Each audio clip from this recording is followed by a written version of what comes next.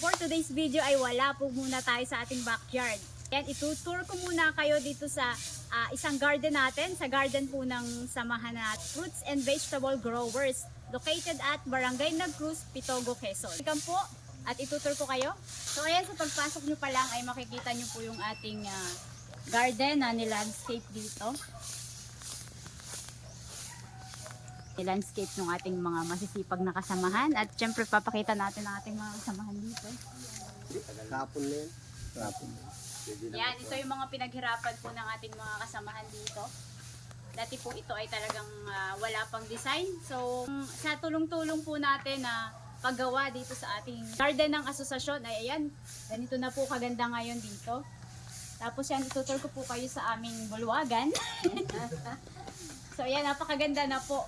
So, bawat linggo po ay talagang maraming changes na nangyayari dito.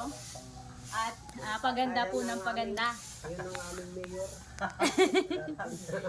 Kaya welcome po sa ating ubasan. Ito po ay kakatanim lang po nung isang linggo. Kakatransplant lang po yan.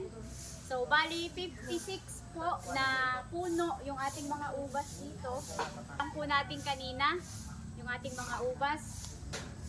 Sana naman ay maging okay po yung. So soon, 6 to 7 months, tayo po ay makaka-harvest na. In the greenhouse, kung saan dito po natin nilagay yung ating mga grapes nung hindi pa po naiitanim. Napakaganda po ng trellis natin, no? So iniintay na lang natin lumaki yung mga gulay para gumapang sila diyan. Naman po yung ating gulayan. So ngayon po ay wala pong bunga to kasi kaka-harvest lang po daw kahapon. Para may ilan-ilan pa. Pero ayan, ipapasyal ko kayo sa kuweba. Ay meron ipatola din po tayo dito. Medyo matatanda na to. Baga lipas na po sa panahon.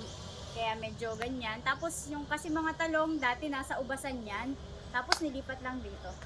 Kaya medyo ano sila, na-stress ang itsura. So naway mas marami pa po yung matapos natin dito.